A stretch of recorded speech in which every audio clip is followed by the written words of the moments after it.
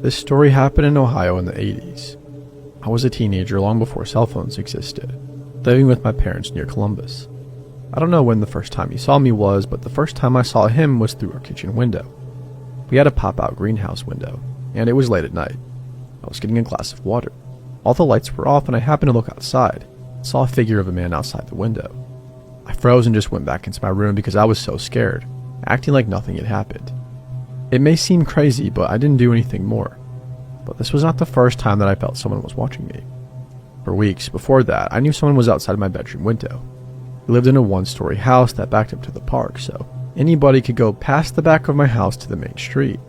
It wasn't unusual for people to be around. For weeks late at night, I would wake up with the strongest sense of someone watching me. It was summer, so the window was open, but I had blinds blocking my view from the outside and a screen to keep out bugs. After a few times of waking up like this, I started to hear someone touching the screen, like running their fingernails across the mesh. This happened 2 or 3 times a week, and sometimes I would get the courage to run to my parents' room, but by the time we went back, he was never there. They didn't really believe me either.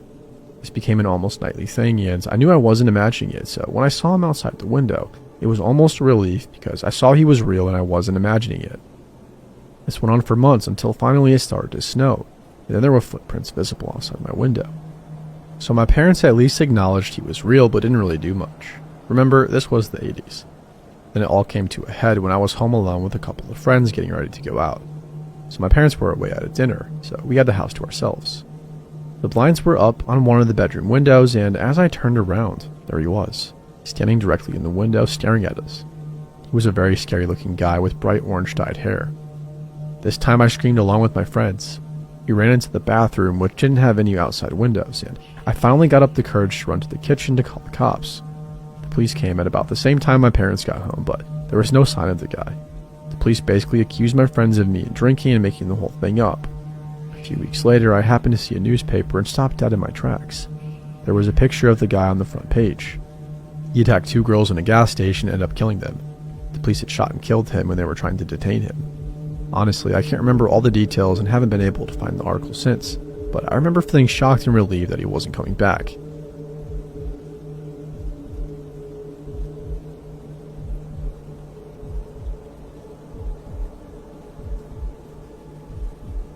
So let me start by saying this is my first post here, and I really hope it's my last.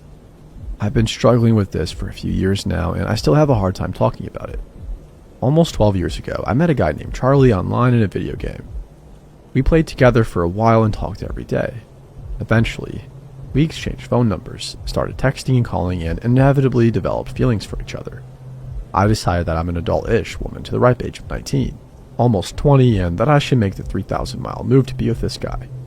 At this point, we had been talking for almost 2 years, and I felt confident in the choice. He promises me everything a girl could want in a relationship, and I fall for it. Hook, line, and sinker. I arrive in a southern Texas town, and he picks me up from the airport, and we drive to his house. We planned that I would live in his grandmother's house, being as it was vacant and I could afford the rent. He said since his grandmother had passed away, it was something he had cleared with his aunt, and I was all good to move in. He originally told me he would move in with me too, which never happened. The first red flag should have been where he hid me in the house. He never even got permission for me to live there, and it turned out that the house was going to be sold in a few weeks. I ended up on the couch at his parents' house, whom he lived with. His family is really religious, and he didn't want to let them down by finding somewhere else for us, so I lived with them for a few months, paying rent by cooking and cleaning for this family. I get a part-time job, working with Charlie at a major clothing retailer. This is very important later on. I go to his church, fit in with his group of friends, and everything is great. His family likes me, and I'm enjoying my time in Texas. The second red flag I missed was his hesitation to introduce me as his girlfriend. He would simply introduce me as his friend and tell people we were just friends. In private, though, it was the opposite. He would tell me he loved me, how much he cared for me, and that he couldn't wait for us to live together. Everybody knew Charlie and I were together, but he denied it hard. About 6 months into this, I'm approached by some girl whose name I don't remember, and she basically tells me I've stolen her man. That one day, some girl is going to weasel her way in like I did, and I'll know her pain. Then she leaves. I never see her again or anything. Fast forward about 2 or 3 years, and I'm finally catching on to his shit. I'm tired of being told in public I'm not his girlfriend, but in private how much he loves me. We were on and off again at this point, but we still have feelings for each other and decided to really give it another go. A new girl named Lucy starts to work with us and they become fast friends, her calling at all hours to explain about a jerk boyfriend. I instantly had a bad feeling about her. Hated her, but I tried so hard to like her and be friends, inviting her over for drinks, taking her to concerts, you name it. I tried it against my better judgment. Her birthday comes up and he takes her to lunch while I'm working, and I see this picture he posted of her on Facebook. And the look she is giving him in the picture. I just know they're screwing. My heart sinks, so I confronted him, and he told me it's an unfair question to ask if he's sleeping with her. So I break up with him but decide to stay friends. Biggest mistake of my life. Lucy starts talking about Charlie and his skills in bed, bad-mouthing him, spreading rumors at work, just crazy stuff. And she blames me. Around this time, Charlie is also passed over for promotion at work and makes an offhand comment about how he is going to shoot up the store because of this. Another red flag that I completely let fly over my head. Charlie is let go and rumors run wild. I stayed silent because of an investigation at work about the rumors and the comment Charlie made about shooting the place up, and I wanted no part of that mess. About a week or two later, Charlie asked me to go to the movies with him and I said I would go. He then kidnapped me, taking me into the back country, far, far from anywhere. The middle of nowhere, really. He parks the car and I feel super scared at this point. He hasn't said a word in over 30 minutes and I don't have cell service. He pulls out a gun, cocks it, points it at me, and tells me to tell me the truth, or he will kill me now. I start crying, telling him I have no idea what he is on about, and he pulls the trigger. It's empty. He cocks it again and points it again, telling me I need to tell the truth, that we are playing Russian roulette and I would die if I kept lying. He did this 3 more times. Each time was empty. I'm in hysterics at this point. Can't breathe. He tosses the gun in the back seat with a laugh and says, I'm just playing with you. I just wanted to see if you kept your story straight. I had to be sure who was lying to me. I'm so glad it's not you. You know, you're a great friend. And he drives us back to town for the movies, talking the whole time like nothing was wrong. I'm terrified still and know I have to get away, so I excuse myself partway into the movie, go to the restroom, and call a friend to pick me up, then I call the cops. When it was all said and done, they couldn't do anything to him because he never actually hurt me and he didn't have the gun when they came to his house. I had no proof anything happened. I went into hiding and later found out he had planned this out with Lucy and that it was her way to get rid of me because she was jealous. He went on to date Lucy for a few more years. I've been hiding from him for like 5 years now and eventually cut all contact with mutual friends, and one of them was leaving lunch with me and told Charlie about it. I thankfully left before he was able to show up. He apparently wanted to talk to me.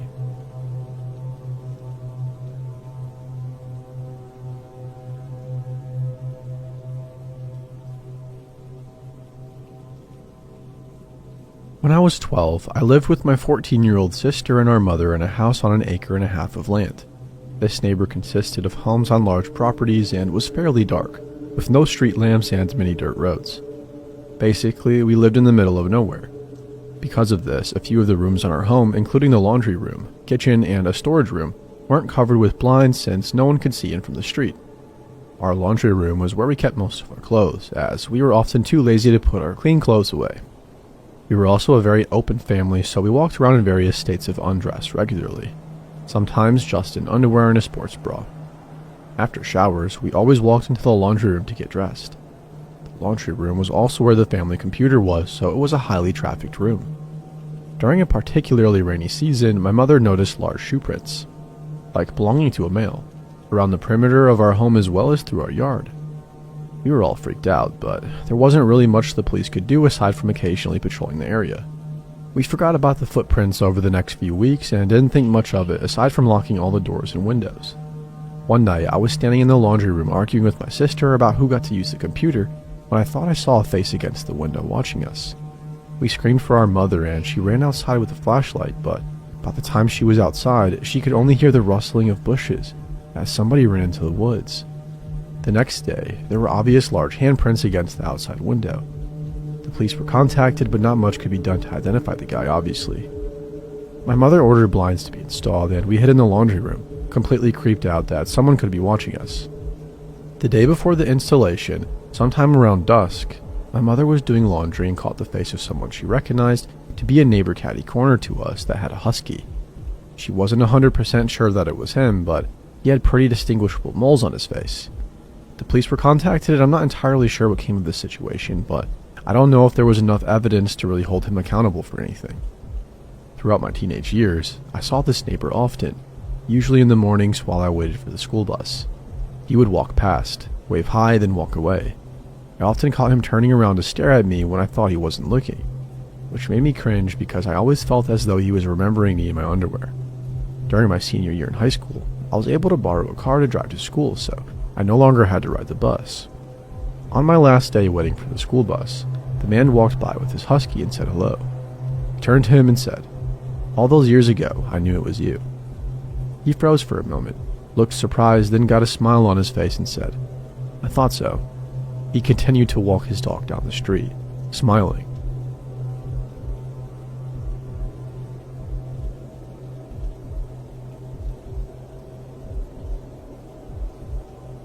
I was a teen right away, heading back home to Washington from Montana on February 25th, 1997. I had 2 male companions, also teen runaways with me, and we had stopped at Quartz Flats campground/rest stop in Montana for a break from our drive.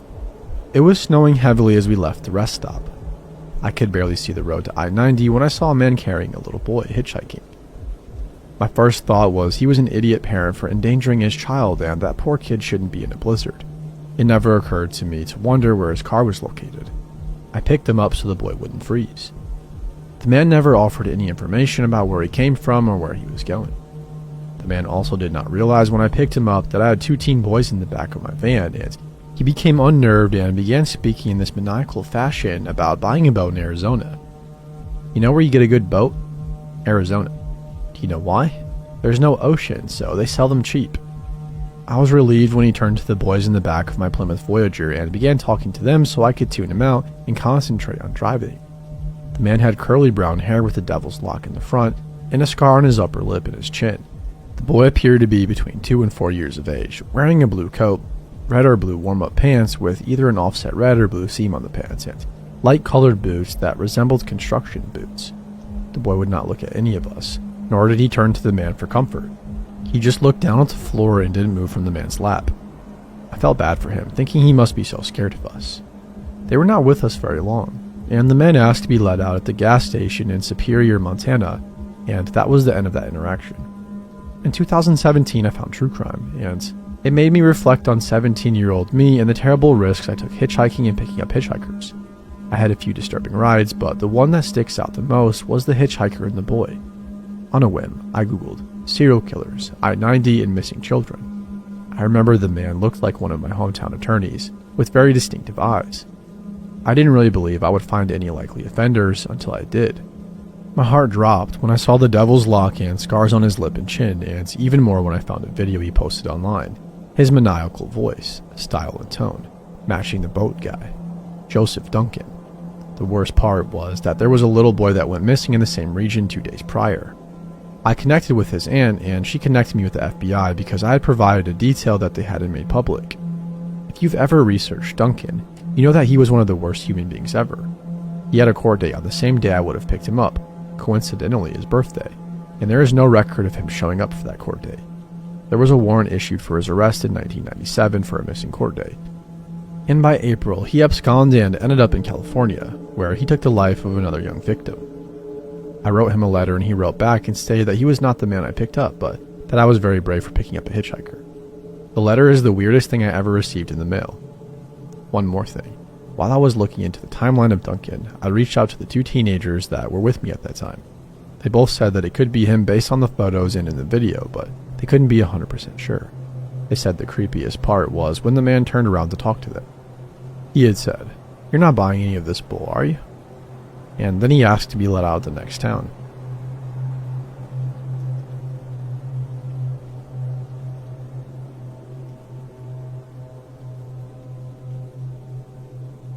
This happened about 4 years ago.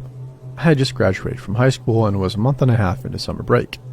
Needing money for college, I began working full-time for the school district I had just graduated from. Due to a music festival I wanted to attend as well as monetary concerns, I did not get to go with my family to North Carolina, which was fine by me. What 18-year-old doesn't want his house to themselves for a week? Furthermore, my parents' house is out in the country, so I had little to no fear about my neighbors complaining about parties or being bothered in any way whatsoever. But I was wrong. I often take the back roads home from my friend's house, but on that night I decided I wanted some McDonald's, so I took the main drag and came home on a different route. This way takes you past a mechanic shop not a mile away from our cul-de-sac. It was between midnight and 1 a.m., and as I passed the mechanic shop, I noticed a car's lights turning on. Or should I say light, but this car only had one headlight working. I remember thinking that it was strange that this car all of a sudden turned its lights on as I was passing, and I began to become even more concerned when it pulled out behind me. But I tend to be paranoid by nature. Nothing serious, but I always question if the person behind me is following me and whether they mean me harm or not. I brushed this off as an unfortunate coincidence, but as I neared the end of my street and the car is still tailing me, I started to become more freaked out. I looked at my gas tank and my heart sank as I saw it was on E. Either I pull on my street and go home, or I risk driving around seeing if this dude follows. Yet that option held the risk of my car running out of gas and leaving me stranded on the road, and I figured I'd rather take my chances on my own soil than on the side of some dark and lonely country back road. So I turned onto my street only to have my heart sink when the one headlamped car made the turn right behind me. At this point, I know I'm screwed. With nothing left to do, I began pulling up my driveway. It's a hill about 100 yards long. To my utter horror, they began to follow me up. Looking back, I should have called the police, but there was no love lost between law enforcement and myself, and at the time I was too caught up to even consider calling them. If my family had been home, this never would have happened. I could have called my dad, and he could have grabbed his gun. But he, along with the rest of my family, was gone, 12 hours away at the beach. So when they began to drive up my driveway after me, I stopped and put my car in reverse. They responded by reversing as well, yet they stopped at the bottom, effectively blocking my driveway. At this point, I pulled forward again only to have the same jig and dance happen again. They followed, I reversed, and they reversed instead at the end, blocking my escape. I quickly pulled up and turned my car around to come at them head on. By this time, they were halfway up my driveway, the furthest they had come up. Looking back, I was absolutely terrified, alone and angry. Who did this person think they were? With my brights on and shining right in their face, I opened my car door and got out. Pulled out my pocket knife and grasped it in my left hand while I grabbed my hammer in my right. I used to keep one in between my seat and door. In some weird desperate mindset, I made a split-second decision to grab the hammer from the head, with the hand sticking out. My hope was that it would be mistaken for a gun. I began yelling and pointing my hammer/gun at the car, screaming at them to get the heck out and, "What do you want?" All the while, I held my hammer as a gun and hoped they would fall for it. Whether they did or not, I cannot say. Part of me believes they thought it was a gun due to my brights being behind me, making my whole front side a shadow, yet they could have just not wanted to fight. Perhaps they thought I was a girl or I was timid and wouldn't reset so aggressively and violently. Who knows, but it worked. They slowly backed out of my driveway and crept around the cul-de-sac. As they were leaving my street, I ran after them, hiding behind my neighbors' houses, and at every driveway, the car would slow down to a near stop as if scoping out the houses. Thankfully, they didn't pull into any driveways and they turned off my street altogether. After I was safely in my house, I ate my McDonald's by the front window with all the lights turned off, waiting to see if they'd come creeping back. Thankfully they didn't, but that night I locked every door in the house, which I always did anyways, and slept with a hammer, machete, and baseball bat next to me and my pocket knife under the pillow. Complete overkill, I know, but I was terrified. Now I know where my dad keeps his gun, so if it ever happens again, I'll be better prepared.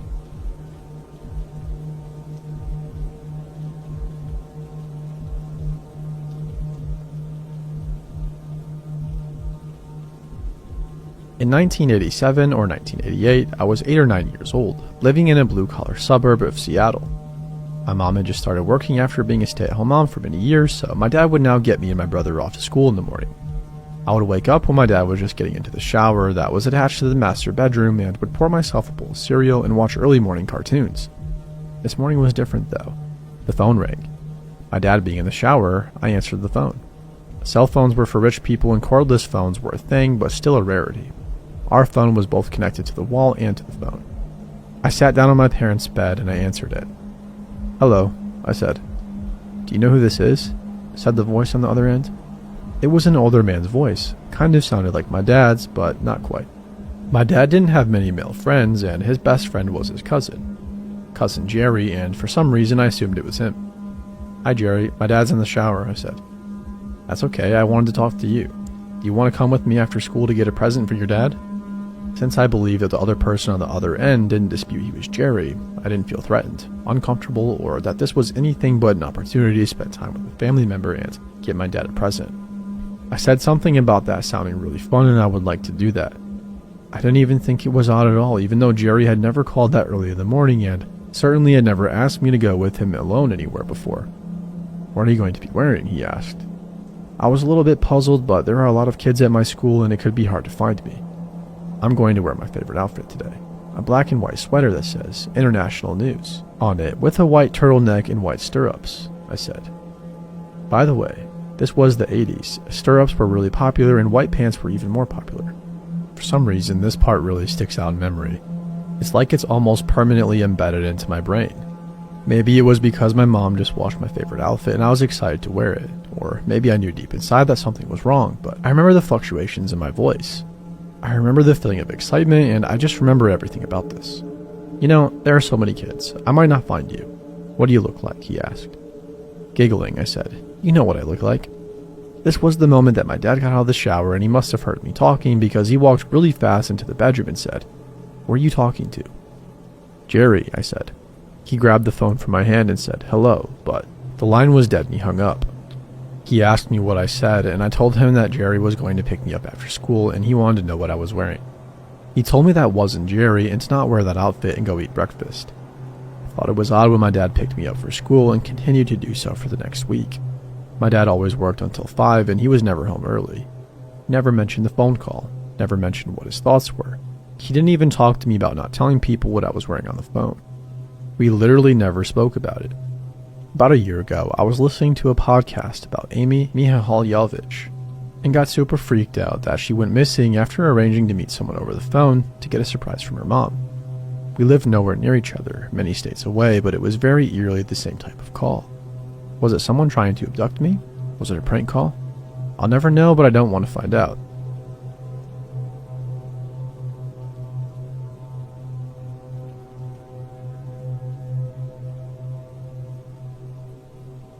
This happened to me during my junior year of college.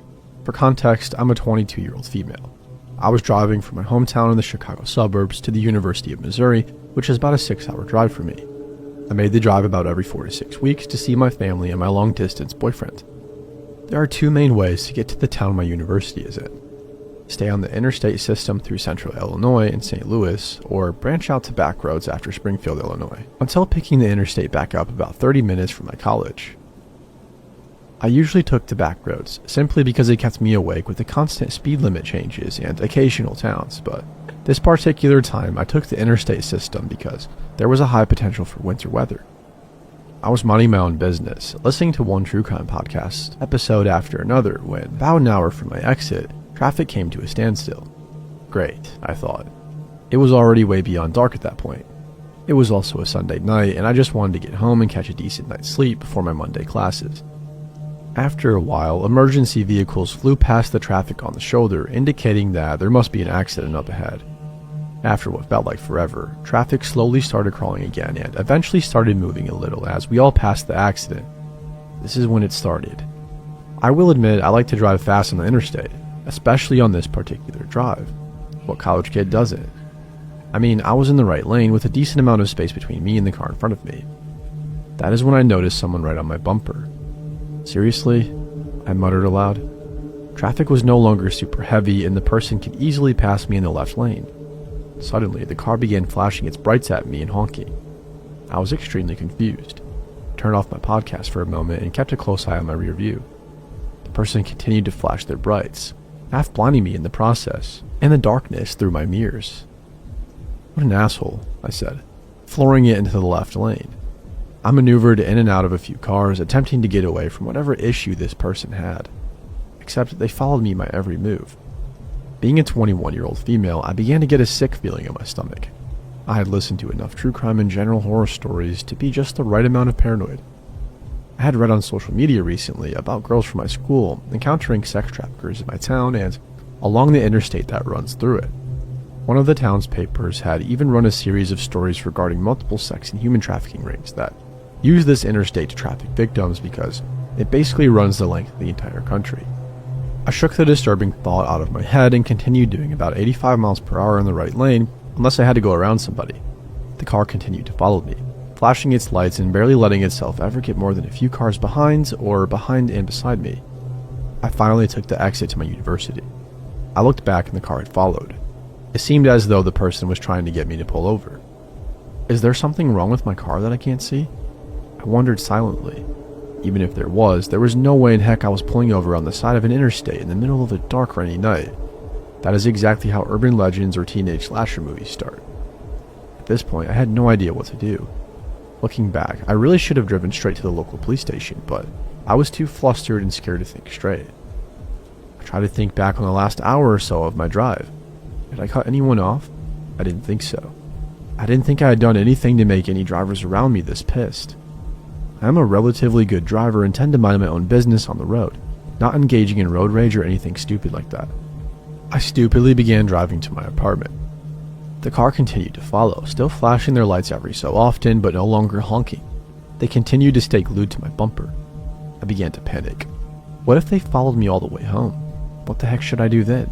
Call the police and send them on a wild goose chase to look for me in this car as I'm driving around town? As I approached another small exit off a local highway onto a smaller street that ran past campus and toward my apartment, I had an idea. As I got closer to the exit, I did not get into the far right lane to turn off. At the very last second, I jerked the wheel and careened across the gravel shoulder, so close to the grass that I barely missed driving off the road. As I gunned it down the exit ramp, I glanced up at the overpass. The car had screeched to a halt and was honking its horn manically. I cried the rest of the way home, calling my boyfriend and explaining what had just happened. I never got a good look enough at the car to get a license plate number or really even a good description of the vehicle, so I never reported the incident to the police. To this day, I have no idea what exactly it was that happened that night. My best guess is that whoever this person was, they saw me when we were all stopped on the interstate, waiting for the emergency vehicles to clear the scene. It's very clear from the stickers I have on my car, one with my university's name and one that says Dog Mom, that I was likely a college-aged female. All this person had to do was end up next to me, see that I was a female driving alone on the interstate in the middle of the night, and have just the wrong intentions.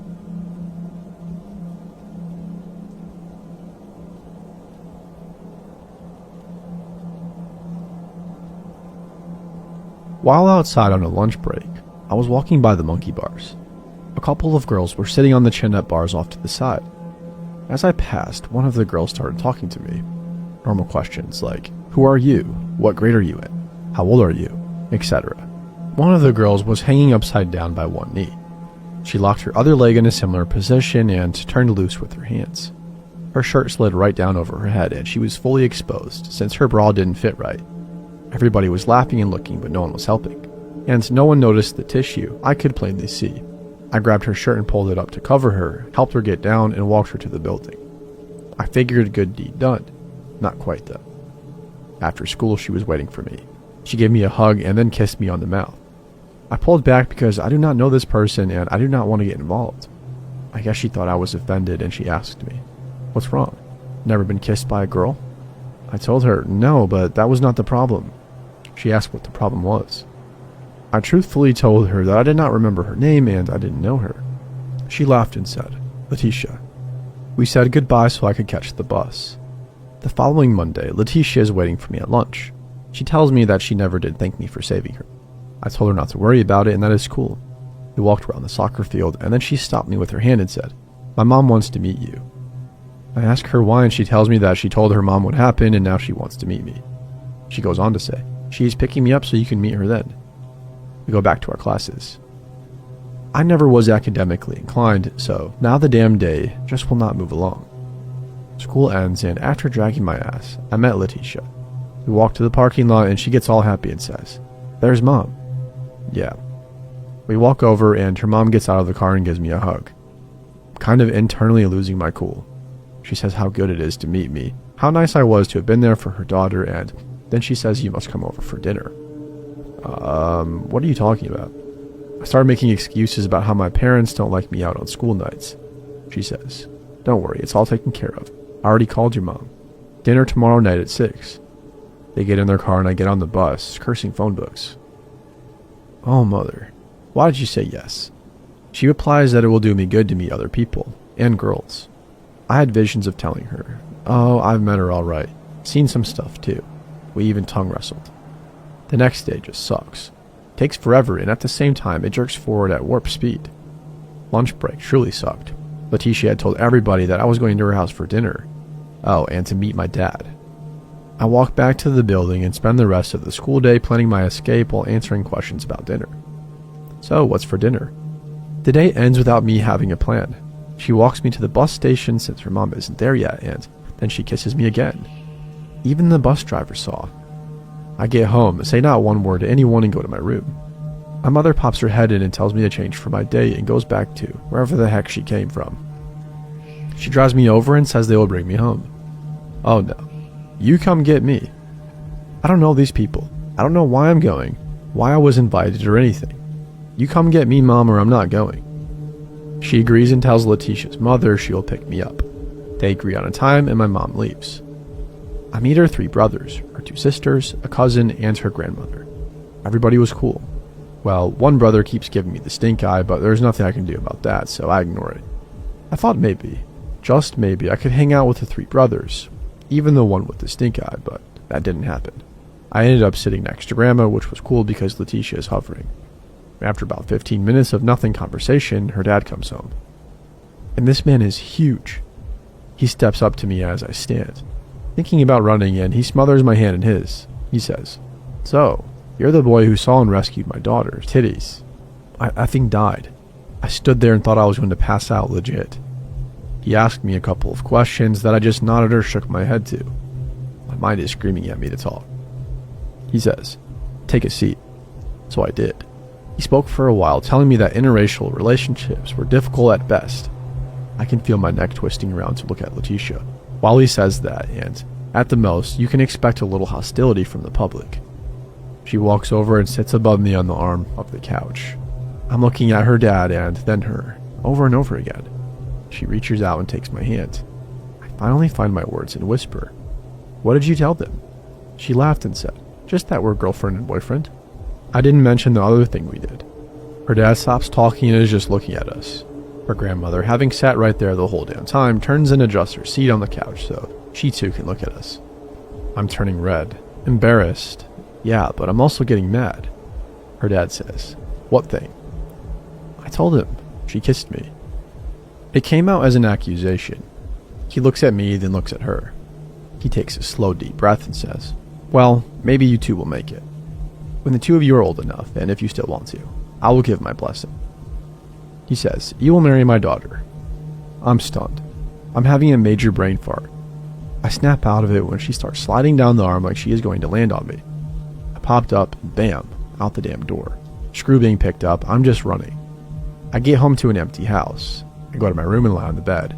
The phone rings. I go into the kitchen and answer it. It's my neighbor. He asks me if I'm okay, and I say I am. He tells me that my mom is out driving streets looking for me. She got a call that I had left in a rush and everyone was worried. I said I was fine and hung up. I turned on a lamp in the living room to show that somebody was home and went to bed. The phone rings again. I return to the kitchen and answer. "You will marry my daughter." It was her dad. Dude, I'm not doing this right now. I'm not doing the phone games again. Screw this guy, I'm thinking. "Sir, I wouldn't marry your daughter for all the tea in China." He says, "No, you will marry her."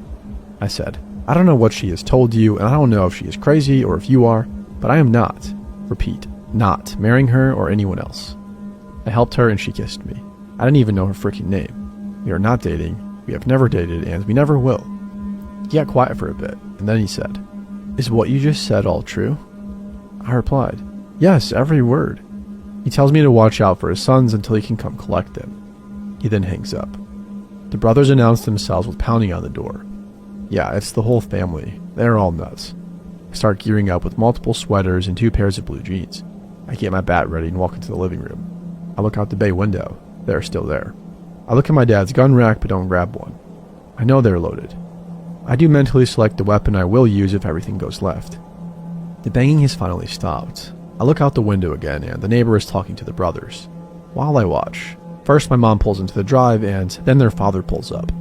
My mom goes and talks to them. I can picture her telling them all to come in. After a minute or two, she comes in. "Are you okay?" "Mom, was this some kind of joke or prank?" "Please say yes." She walks over and hugs me and says, "No, son. You did a good thing at school. Don't let this stop you from doing the right thing." She continued, "I'm sorry. I had no idea. I went to my room where I just sat there. I don't even remember what I was thinking." To this day, almost 40 years later, I just shake my head when this memory returns.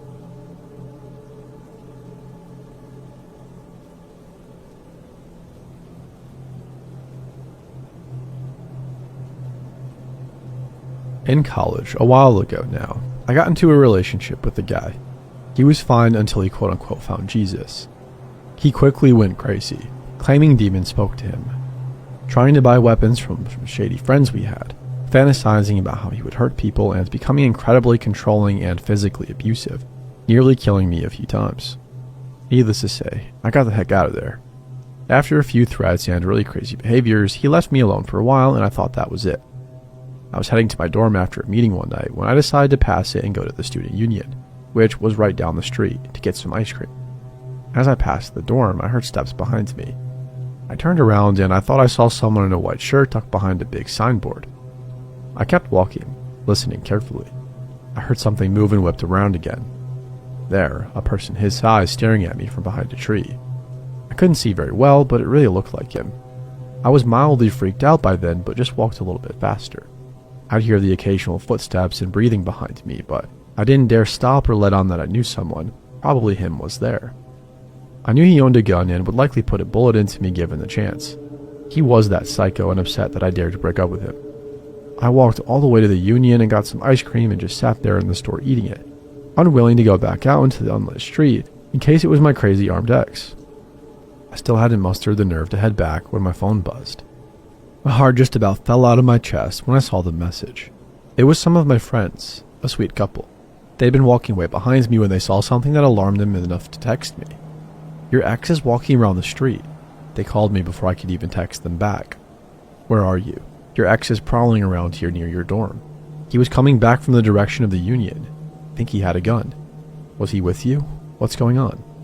Panicked, I assured them that I had not been with him, but somebody who looked like him had been following me, and I was at the union and was too scared to go back alone. They practically yelled at me to stay there, not go anywhere, and that they were coming.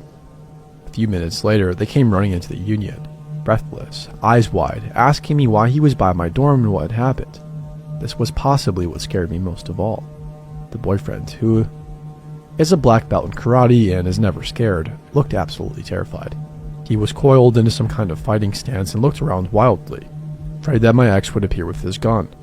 They told me they were taking me back to my dorm and calling the police. They sandwiched me between them and we walked back to my dorm as quickly as we dared. The boyfriend walking in front and yelling into the darkness that my ex had better not try anything. I let the two of them into my dorm and we went up to my room, where my roommates put in a frantic call to the police. As we peeked out the windows facing the street inside of the dorm, there he was, lurking in the trees to the side of the dorm looking up. A streetlight reflected something in his hand, something shiny. I saw him tug at the .22 I realized he was carrying and look up. We locked eyes and I saw something, this kind of rage in his eyes that froze me. In that moment, I knew he really was out to kill me, and my friends and I had foiled him this time. He quickly turned and ran away through the trees. We didn't know whether he would come back and try to break in or something, so we called the police again, and lo and behold, sirens within minutes and officers with guns drawn combing the area. They caught him a few hours later, still with the .22 in hand. He confessed he was indeed going to kill me if he had the chance, but he didn't want to take pot shots at me with my friends there.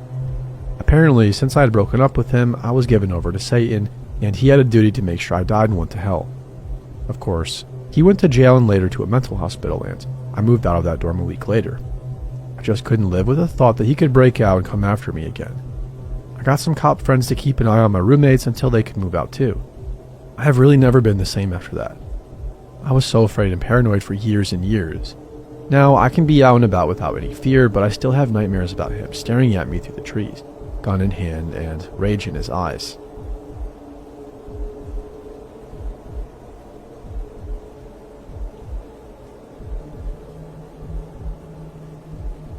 In high school, I was the weirdo, always reading classic literature, hair dyed, listening to punk and other weird music. Not weird to me, but weird to some people. I had a small group of like-minded friends, but other than us, it was a very normie kind of school with very closed minds, if you will. Until the arrival of Mr. X. Mr. X was different from all the other teachers. His clothes were unkempt, but in a cool, edgy sort of way. His hair was long and scruffy, and he had an air of rebellion about him. He was, of course, an English teacher, and immediately we became friends. I say quote-unquote friends because I'm now old enough to know how inappropriate that was. But I'd spend lunchtime in his room talking about Oscar Wilde, Mary Shelley, feminism, etc. We'd listen to cool music and talk about concerts we'd been to. He'd often say things like, "Wow, I can't believe you're only 14. You're so mature." I was flattered and felt like he truly saw me for who I was. Writing this 20 years later, I feel embarrassed as heck, but that's just how it was. A few months after he joined the school, something changed. Mr. X started sitting too close to me during our lunchtime hangouts. He began asking me to meet him at a local nightclub, famous for letting underage girls in, and I started to view him less as a lone wolf character and more as a bit sad and desperate. His conversations turned sexual. Little comments like, "No one could ever call you flat-chested," and "I bet you're more experienced in the bedroom," and more on. And any air of mystery or intrigue I'd previously believed he had soon disappeared. Eventually, I stopped hanging out with him and moved on. I would think about him occasionally, but more with a shudder than anything. 2 years later, I opened a local newspaper to see Mr. X's face on the front page. He had been discovered hiding in school in a female student toilet cubicle, with mirrors glued to the tops of his shoes. He would basically upskirt whoever was in the next cubicle. Added to that, he was discovered to have recordings and photos of numerous students, all taken without permission. I have no idea if any involved me, but there were thousands of them found. The police arrested him and he was put in jail for like 10 years. The slight irony is that I am now an English teacher. The love of literature never went away in spite of his creepiness.